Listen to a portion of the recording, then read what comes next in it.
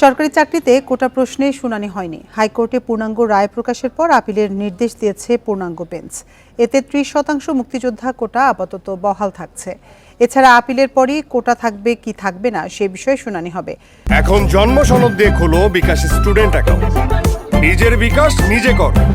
সকালে প্রধান বিচারপতি ওবায়দুল হাসানের নেতৃত্বে আপিল বিভাগের ৬ বিচারপতির বেঞ্চে শুনানির জন্য ওঠে বিষয়টি।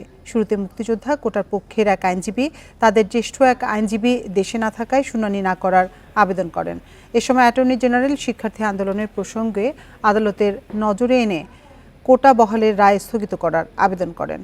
এতে আন্দোলন করে হাইকোর্টের রায় বদলানো যায় কিনা সে প্রশ্ন তোলেন প্রধান বিচারপতি। একই সাথে অ্যাটর্নি জেনারেলকে হাইকোর্টে পূর্ণাঙ্গ রায়ের পর নিয়মিত আপিলের নির্দেশ দেন। ৫ জন প্রথম ও দ্বিতীয় শ্রেণীতে সরকারি চাকরিতে ৩০% মুক্তিযোদ্ধা কোটা বাতিলের সরকারি সিদ্ধান্ত অবৈধ ঘোষণা করে রায় দেয় হাইকোর্ট।